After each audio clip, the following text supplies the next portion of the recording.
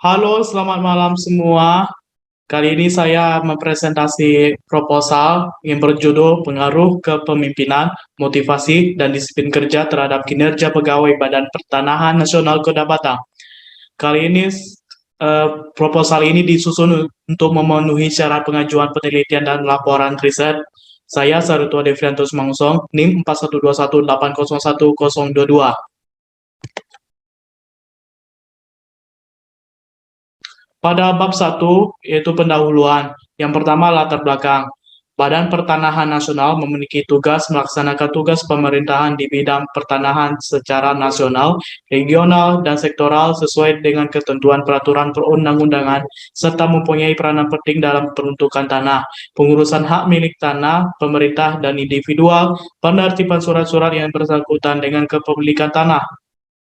Kepemimpinan dapat dikatakan penting jika para pegawai berfokus pada pekerjaan dan keterampilan diri masing-masing yang membuat organisasi baik sekaligus mempengaruhi orang lain.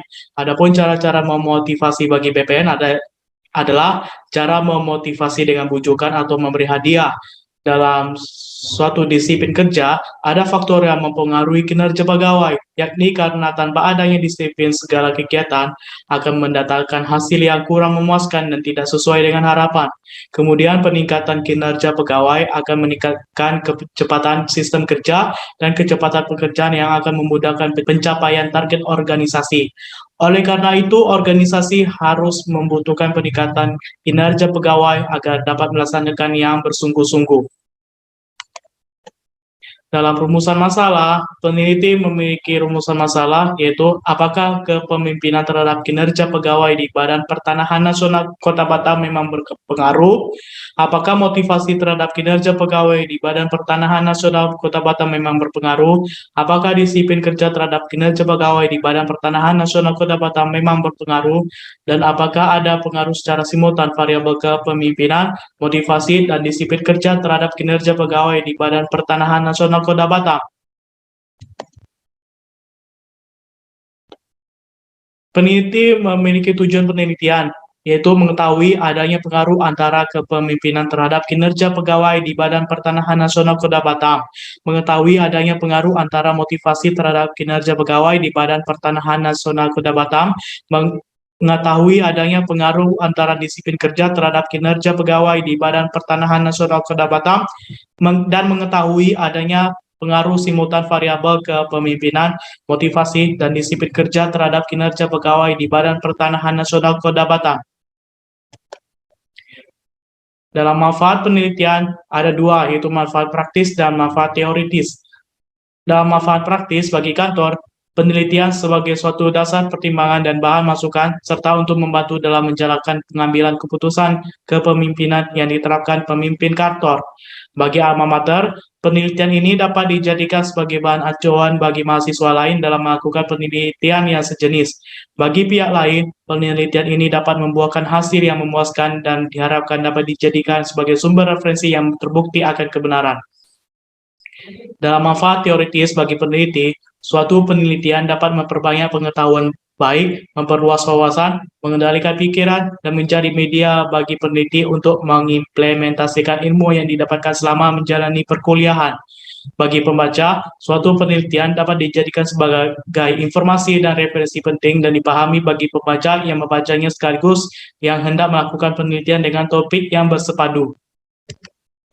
Adapun batasan masalah, yaitu variabel-variabel yang akan diuji yakni kepemimpinan, motivasi, dan disiplin kerja. Subjek dalam penelitian ini yakni seluruh pegawai Badan Pertanahan Nasional Kota Batam yang merupakan pegawai negeri sipil dan penerimaan pegawai pemerintah non-pegawai negeri berjumlah 132 orang. Dalam kajian teori, ada 4 variabel, yaitu yang pertama kepemimpinan. Menurut Covey, Maxwell, dan Blanchard dalam buku Kantor Mentor Leadership, How to Unlock the Potential of the Fourth Generation Workplace, kepemimpinan adalah influence yang berarti pengaruh. Dalam definisi ini, kepemimpinan adalah kekuatan yang dapat menyelesaikan sesuatu secara tidak langsung. Indikator kepemimpinan terdiri dari bersifat adil, memberi sugesti, mendukung tujuan, katalisator, menciptakan rasa aman sebagai wakil organisasi, sumber inspirasi, dan bersikap menghargai. Adapun faktor yang mempengaruhi kepemimpinan yaitu kecerdasan, yaitu seorang pemimpin harus mempunyai kecerdasan yang melebihi para anggotanya, kematangan dan keluasan sosial, yaitu seorang pemimpin biasanya memiliki emosi yang stabil, matang, memiliki aktivitas dan pandangan yang cukup matang. Motivasi dalam dan dorongan prestasi, yaitu dalam diri seorang pemimpin harus mempunyai motivasi dan dorongan untuk mencapai suatu tujuan. Dan hubungan manusiawi, yaitu pemimpin harus bisa mengenali, menghargai para anggotanya.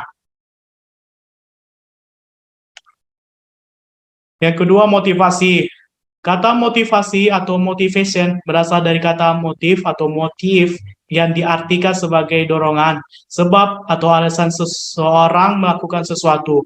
Motivasi berasal dari kata Latin move more, yang berarti dorongan atau menggerakkan. Indikator motivasi terdiri dari kebutuhan akan prestasi atau need for achievement, kebutuhan akan kekuasaan atau need for power, dan kebutuhan akan afiliasi atau need for affiliation. Adapun faktor yang mempengaruhi motivasi yaitu promosi, yaitu kemajuan diri pada suatu tugas yang lebih baik, baik dipandang dari sudut tanggung jawab yang lebih berat, martabat yang lebih tinggi, kecakapan yang lebih baik, dan tambahan pembayaran upah atau gaji.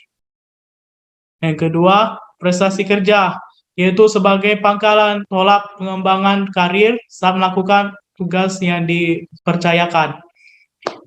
Pekerjaan itu sendiri, yaitu sebagai manifestasi keinginan yang berkaitan saat memiliki tanggung jawab dalam mengembangkan karya untuk bertumbuh dan berkembang. Penghargaan, yaitu suatu hal istimewa yang akan memacu gairah kerja bagi pegawai. Tanggung jawab, yaitu suatu timbal balik atas kompensasi yang diterimanya. Yang keenam, pengakuan, yaitu suatu dorongan bagi seseorang yang mempunyai kelebihan di bidangnya untuk menjadi prestasi yang lebih baik.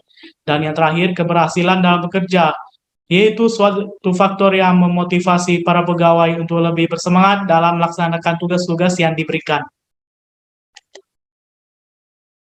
Selanjutnya, disiplin kerja. Menurut Hasibuan, disiplin kerja adalah kesadaran serta kerelaan seseorang untuk menaati semua peraturan yang ada di dalam kantor dan norma-norma sosial yang berlaku. Indikator disiplin kerja terdiri dari kehadiran di tempat kerja, ketaatan pada peraturan kerja, ketaatan pada standar kerja, tingkat kewaspadaan tinggi, dan bekerja etis. Adapun faktor yang mempengaruhi disiplin kerja, yaitu tujuan dan kemampuan. Ini adalah tujuan yang dibebankan kepada pegawai harus sesuai dengan kemampuan pegawai bersangkutan saat bekerja berada di dalam kemampuannya. Yang kedua, kepemimpinan. Dalam menentukan disiplin kerja pegawai, maka pimpinan dijadikan teladan dan panutan oleh para bawahannya. Yang ketiga, insentif atau tunjangan dan kesejahteraan.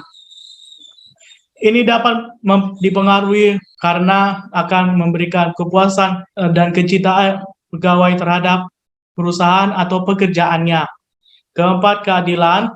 Ini dapat mendorong terwujudnya kedisiplinan karena ego dan sifat manusia yang selalu merasa dirinya penting dan minta diperlakukan sama dengan manusia lain. Selanjutnya, pengawasan melekat. Ini harus dijadikan suatu tindakan yang nyata dalam mewujudkan kedisiplinan. Karena dengan pengawasan ini, atasan harus aktif dan langsung mengawasi perilaku, moral, sikap, gairah kerja, dan prestasi bawahan. Yang keenam, sanksi hukuman. Dengan adanya sanksi yang semakin berat, pegawai akan semakin takut melanggar peraturan-peraturan kantor. Sikap dan perilaku serta indisipliner pegawai yang akan berkurang. Selanjutnya, ketegasan. Pemimpin harus bertindak tegas untuk menghukum setiap pegawai yang indisipliner sesuai dengan sanksi hukum yang ditetapkan. Dan yang terakhir, hubungan kemanusiaan. Para pegawai akan berhubungan secara harmonis ikut menciptakan kedisiplinan yang baik pada suatu perusahaan. Dan yang terakhir, kinerja pegawai. Istilah kinerja atau prestasi kerja berasal dari kata dalam bahasa Inggris performance. Hal ini disebutkan oleh Ivan Sevis, Kodopaske, dan Matheson bahwa kinerja pegawai merupakan hasil untuk kerja dalam melaksanakan suatu pekerjaan.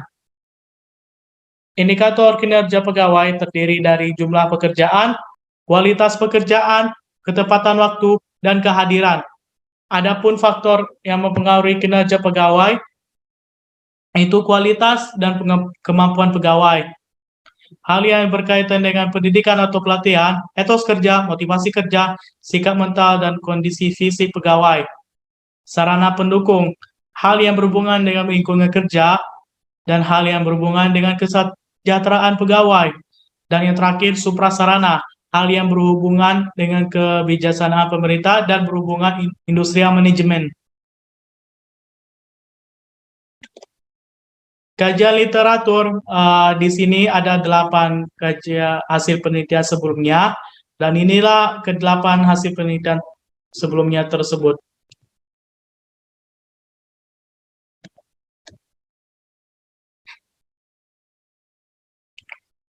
Dari ke-8 hasil penelitian terdahulu yang tertera pada tabel ini, inilah yang dapat dijadikan sebagai perbandingan antara penelitian terdahulu dengan penelitian sekarang, meskipun penelitian terdahulu memang berbeda. Perbandingan tersebut antara lain, yang pertama, dari penelitian yang diteliti oleh Amiruddin, ada beberapa persamaan dengan penelitian saat ini, yaitu menggunakan variabel bebas disiplin kerja dan motivasi. Variabel terikatnya adalah kinerja pegawai, serta sama-sama menggunakan analisis regresi linear berganda.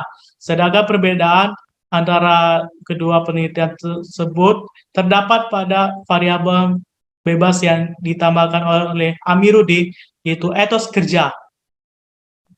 Yang kedua, dari penelitian yang diteliti oleh Ambarita, Lie, Effendi, dan Siska, ada beberapa persamaan dengan penelitian saat ini, yaitu menggunakan variabel bebas disiplin kerja, serta variabel terikatnya adalah kinerja pegawai. Sedangkan perbedaan antara kedua penelitian terdapat pada penambahan variabel bebas yang ditambahkan oleh peneliti, yaitu menambahkan variabel bebas kepemimpinan dan motivasi. Yang ketiga, dari penelitian yang diteliti oleh Iqbal dan Amirul Mukminin, ada beberapa persamaan dengan penelitian saat ini, yaitu menggunakan variabel bebas disiplin kerja dan motivasi. Variabel terikatnya adalah kinerja pegawai, serta sama-sama menggunakan analisis regresi linear berganda. Sedangkan perbedaan antara kedua penelitian terdapat pada penambahan variabel bebas yang dilakukan oleh peneliti, itu menambahkan variabel bebas kepemimpinan.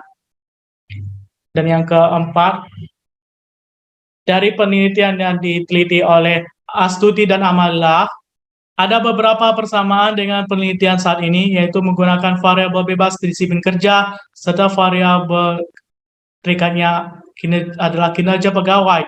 Sedangkan perbedaan antara kedua penelitian terdapat pada penambahan variabel bebas yang dilakukan oleh peneliti, yaitu menambahkan variabel bebas kepemimpinan dan motivasi. Serta terdapat juga perbedaannya, yaitu mereka menggunakan analisis regresi linear sederhana, sedangkan peneliti menggunakan analisis regresi linear berganda.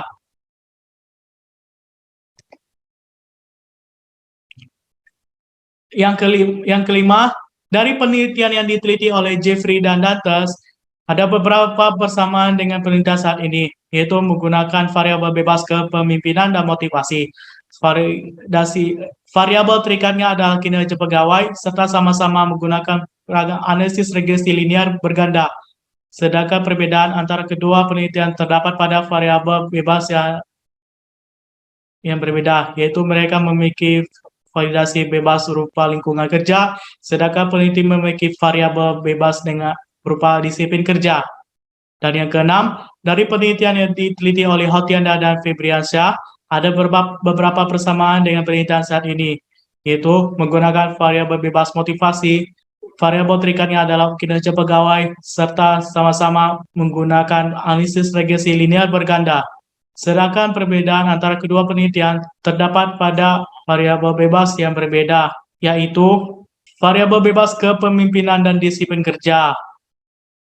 Ketujuh, dari penelitian yang diteliti oleh Rumondol, Tumbal, dan Sepang, variabel bebas dan variabel terikat sudah pasti sama dengan penelitian saat ini, yaitu sama-sama memiliki variabel bebas kepemimpinan, motivasi, dan disiplin kerja, sama-sama memiliki variabel terikatnya adalah kinerja pegawai, serta sama-sama menggunakan analisis regresi linear berganda. Dan yang terakhir, dari penelitian yang diteliti oleh Suryani dan Kosasi, ada beberapa persamaan dengan penelitian saat ini, yaitu menggunakan variabel bebas kepemimpinan, serta variabel keterikatnya adalah kinerja pegawai. Sedangkan perbedaan antara kedua penelitian terdapat pada penambahan variabel bebas yang dilakukan oleh peneliti, yaitu mendapatkan variabel bebas disiplin kerja dan motivasi.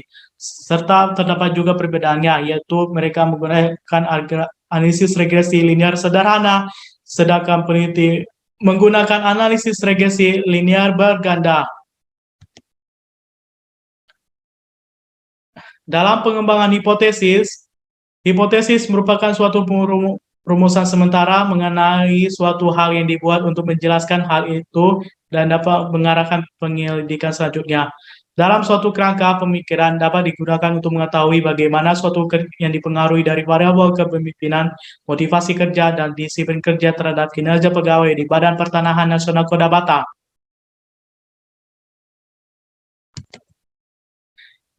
Pertama, kepemimpinan dapat berpengaruh terhadap kinerja pegawai di Badan Pertanahan Nasional Kota Batam. Pada penelitian yang dilakukan Suryani dan Kosasi menyatakan bahwa kepemimpinan berpengaruh positif dan kuat terhadap kinerja pegawai. Selain itu, penelitian yang dilakukan Jeffrey dan Dantes serta Rumondol, Tumbal, dan Sepang menyatakan bahwa kepemimpinan berpengaruh signifikan terhadap kinerja pegawai. Berdasarkan pada uraian di atas, maka ditarik hipotesis sebagai berikut. H0, kepemimpinan tidak berpengaruh positif dan signifikan terhadap kinerja pegawai di Badan Pertanahan Nasional Kota Batam. H1, kepemimpinan berpengaruh positif dan signifikan terhadap kinerja pegawai di Badan Pertanahan Nasional Kota Batam. Yang kedua, motivasi dapat berpengaruh terhadap kinerja pegawai di Badan Pertanahan Nasional Kota Batam.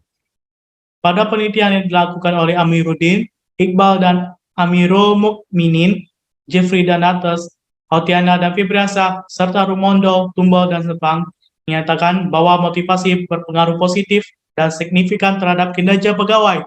Berdasarkan pada uraian di atas, maka dapat ditarik hipotesis sebagai berikut. H0, motivasi tidak berpengaruh positif dan signifikan terhadap kinerja pegawai di Badan Pertanahan Nasional Kota Batam. H2, motivasi berpengaruh positif dan signifikan terhadap kinerja pegawai di Badan Pertanahan Nasional Kota Batam. Dan yang ketiga, disiplin kerja dapat berpengaruh terhadap kinerja pegawai di Badan Pertanahan Nasional Kota Batam. Pada penelitian yang dilakukan Amiruddin, Ambarita, Lie, Effendi, dan Siska, Iqbal dan Amirul Mukminin, Astuti dan Amala, Jeffrey dan Dantes, serta Rumondo, Tubang, dan Sepang menyatakan bahwa disiplin kerja berpengaruh positif dan signifikan terhadap kinerja pegawai.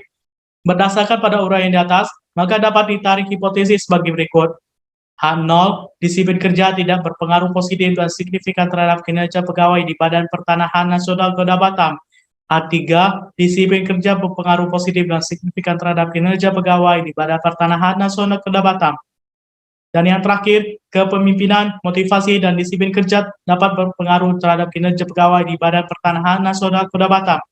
Pada penelitian yang dilakukan oleh Rumondol, Tumbal, dan Sepang menyatakan bahwa kepemimpinan, motivasi, dan disiplin kerja secara simultan memiliki pengaruh positif dan signifikan terhadap kinerja pegawai. Berdasarkan pada uraian di atas, maka dapat ditarik hipotesis sebagai berikut. H0, kepemimpinan, motivasi, dan disiplin kerja secara bersama-sama tidak berpengaruh positif dan signifikan terhadap kinerja pegawai di Badan Pertanahan Nasional Kota Batam. H4, kepemimpinan, motivasi, dan disiplin kerja secara bersama-sama berpengaruh positif dan signifikan terhadap kinerja pegawai di Badan Pertanahan Nasional Kota Batam.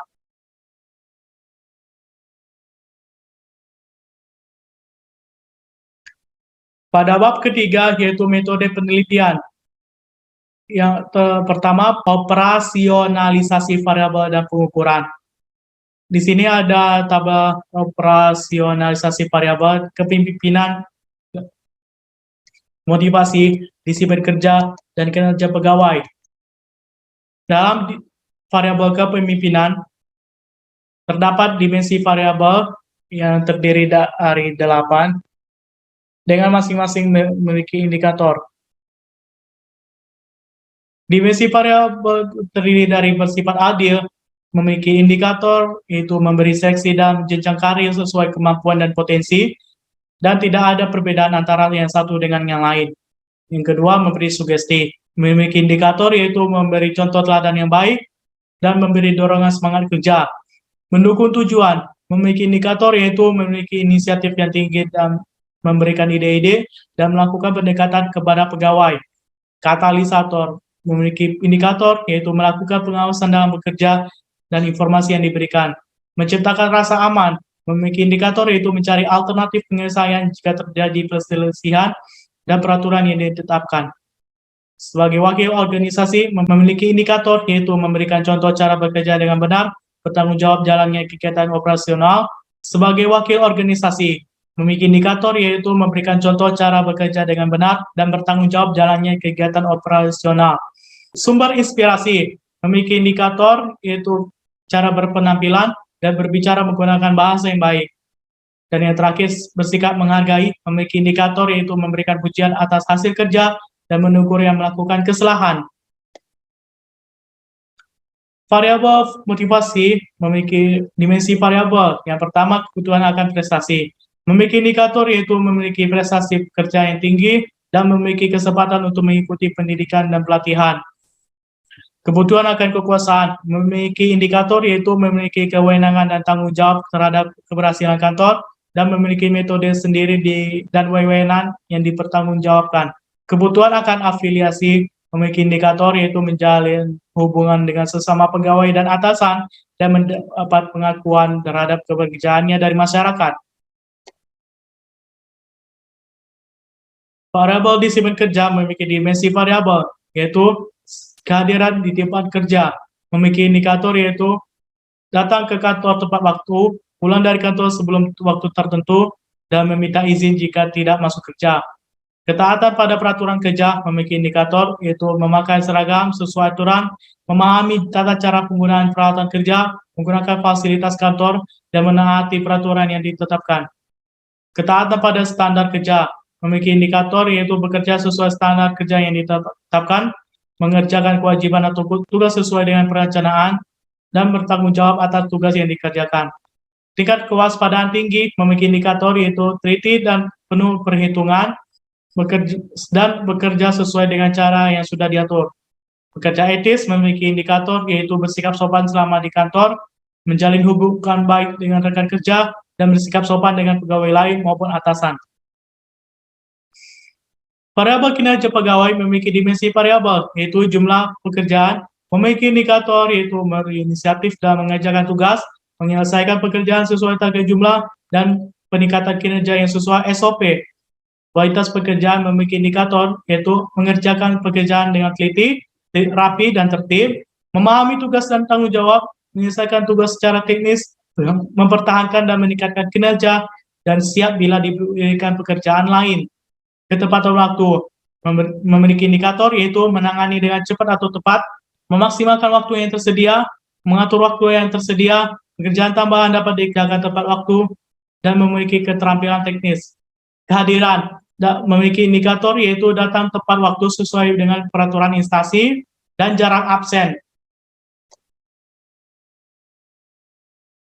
Jenis dan sumber data yang peneliti kumpulkan adalah data primer. Karena data yang disebut data asli atau data baru yang memiliki sifat up-to-date dapat meningkatkan validitas penelitian. Data primer adalah data yang diperoleh atau dikumpulkan peneliti secara langsung dari sumber datanya. Dalam instrumen penelitian, peneliti menggunakan explanatory research melalui pendekatan kuantitatif.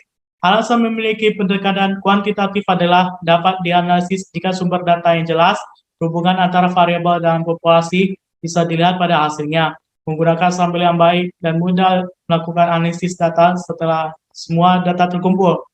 Dalam metode penskalaan, peneliti menggunakan skala Likert. Karena ini mudah digunakan saat responden memilih berdasarkan pemikiran masing-masing dalam suatu peristiwa melalui pernyataan. Skala Likert terdiri dari soalan yang berasal dari deskripsi variabel yang menjadi indikator suatu soal atau suatu referensi dan penyusunannya. Setiap instrumen pada soalan diberi nilai pada tabel di bawah ini.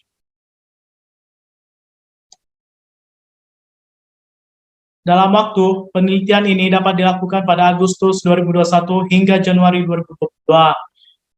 Dalam tempat, penelitian ini dilakukan di Badan Pertanahan Nasional Kota Batam yang beralamat di Jalan Jaksa Agung R. Suprapto, Sungai Rapan, Kupang, Batam. Kemudian, peneliti dapat membagikan kuesioner kepada para pegawai di Badan Pertanahan Nasional Kota Batam. Peneliti melakukan teknik penetapan berupa populasi. Menurut Ari Kunto, populasi adalah keseluruhan objek penelitian.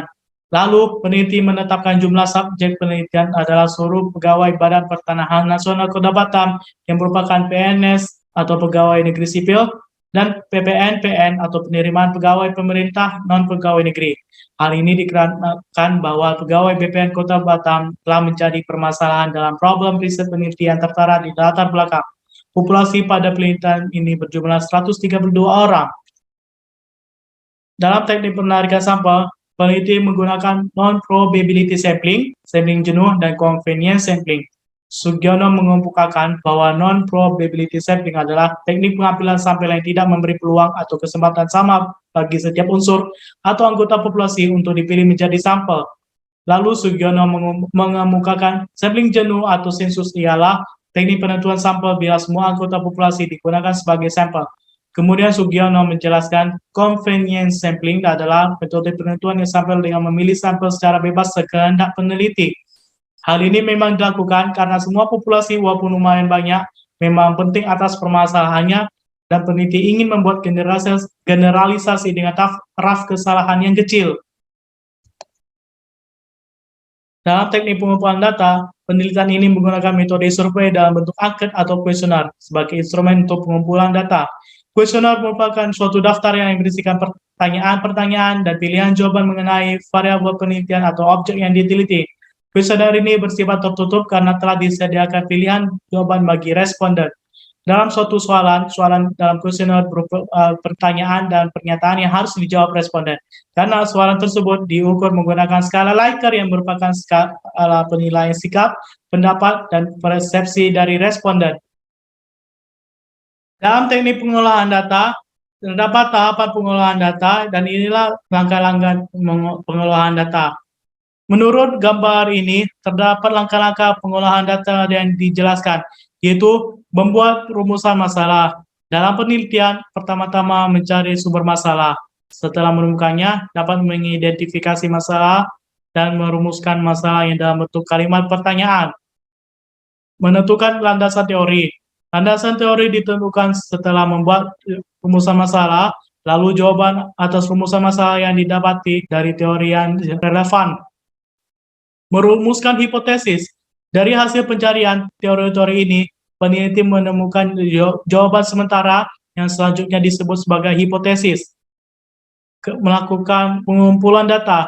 Peneliti mengumpulkan sampel untuk diperiksa menggunakan angket atau kuesioner. Kemudian menguji penelitian dengan uji validitas dan reliabilitas. Ketika selesai, peneliti mengumpulkan data kuantitatif dalam bentuk angka. Melakukan analisis data. Hal ini dilakukan untuk mendapat jawaban dan memberitahu kesimpulan dari hipotesis. Teknik analisis yang digunakan adalah statistik dan hasilnya disajikan dalam pembahasan. Membuat kesimpulan. Setelah menganalisis data, ini dapat menarik kesimpulan dari hasil pengujian hipotesis. Dalam teknik pengolahan data, terdiri dari uji validitas data. Dalam uji validitas data, validitas harus diuji oleh expert judgment atau pertimbangan dari ahli agar hasil penelitian lebih akurat. Peneliti melakukan expert judgment bersama Bapak Hajan Hidayat selaku dosen pembimbing peneliti dan Bapak Yudo Priyo Sasmito selaku Koordinator Substansi Umum dan Kepegawaian Badan Pertanahan Nasional Kota Batam untuk mengamati apakah instrumen dalam penelitian ini telah sesuai dengan konsep yang akan diukur. Jika expert judgment telah dilakukan, maka setiap indikator atau item pada kuesioner dapat ditentukan valid atau tidaknya. Setelah itu, saat menguji validitas indikator, menurut Ghazali, uji validitas dapat dilakukan melalui SPSS 17 dan diukur dengan membandingkan R hitung dengan R tabel melalui degree of freedom atau DF sama dengan N kurang 2. N adalah banyaknya sampel. Kriteria untuk penilaian uji validitas adalah jika R hitung lebih besar dari R tabel, maka pernyataan tersebut valid. Begitu juga sebaliknya. Selanjutnya, uji reliabilitas data. Menurut Muhyiddin dan Abdurrahman, uji reliabilitas data ialah suatu instrumen pengukuran dikatakan reliable jika pengukurannya konsisten dan cermat akurat. Nilai reliabilitas indikator menggunakan rumus Cronbach alpha. Untuk penilaian, instrumen penelitian dapat dikatakan reliable jika nilai Cronbach alpha memiliki nilai di atas 0,7.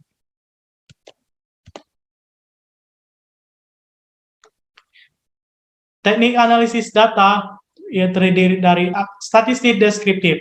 Statistik ini direpresentasikan dalam tabel, diagram, grafik, lingkaran, perhitungan mean, median, modus, dan perhitungan distribusi data melalui mean, standard deviation, percentage calculation, correlation analysis, dan regression analysis yang bertujuan mendeskripsikan gambaran umum dari penyebaran data sampel atau populasi dalam bentuk tabel, diagram, grafik, dan lainnya. Statistik inferensial ialah teknik statistik yang digunakan untuk menganalisis data sampel dan hasilnya diperlakukan untuk populasi. Statistik inferensial terdiri dari uji Amsusui klasik yang dibagi jadi 3, yaitu uji normalitas data. Menurut Sunaria, sumberan data terdistribusi secara normal adalah nilai asymptotic significance atau two-tail lebih besar dari nilai alpha 0,05. Uji multikolinearitas. Dalam pengambilan keputusan ini dapat dilihat pada nilai tolerance dan VIF. Jika nilai tolerance lebih besar dari 0,1 dan nilai VIF kurang dari 10, multikolinearitas tidak ada. Uji heteroskedastisitas. Dengan melihat grafik scatter plot pada output SPSS, ini dapat mendeteksi ada atau tidaknya heteroskedastisitas dalam suatu data. Singgi Santoso berpendapat bahwa jika ada pola tertentu seperti titik-titik yang membentuk suatu pola tertentu dan teratur, maka terjadilah heteroskedastisitas. Selanjutnya, uji statistik. Terdapat analisis regresi linear berganda sebagai alat analisis yang peneliti lakukan. Ini adalah lanjutan dari regresi linear sederhana dan hadir untuk menutupi kelemahan regresi linear sederhana ketika terdapat lebih dari satu variabel independen atau X dan satu variabel dependen atau Y. Model persamaan analisis regresi linear berganda sebagai berikut. Rumusnya adalah Y sama dengan A tambah B1 X1 tambah B2 X2 tambah B3 X3 tambah E. Dilihat dari keterangan tersebut di bawah rumus tersebut. Koefisien determinasi atau R pangkat 2. Menurut Ghazali, koefisien determinasi digunakan untuk menguji Godness fit dan dari model regresi. Jika nilai koefisien determinasi kecil, maka kemampuan variabel independen untuk menjelaskan variabel dependen terbatas. Dan jika nilai koefisien determinasi mendekati 1, maka variabel independen memiliki hampir semua informasi yang diperlukan untuk memperkirakan variabel dependen. Uji hipotesis terdiri dari uji T.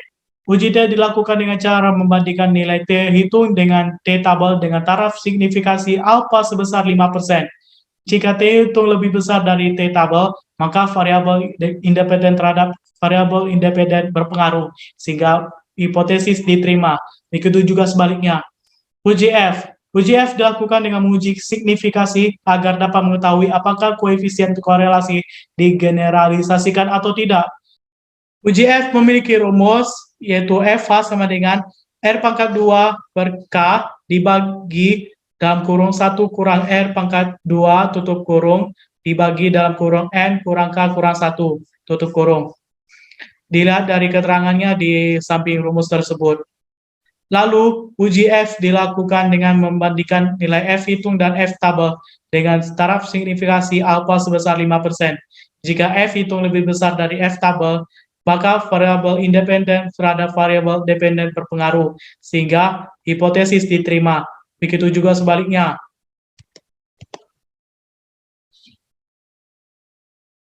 Sekian dari presentasi saya. Mohon maaf apabila kesalahan. Saya ucapkan terima kasih dan selamat malam.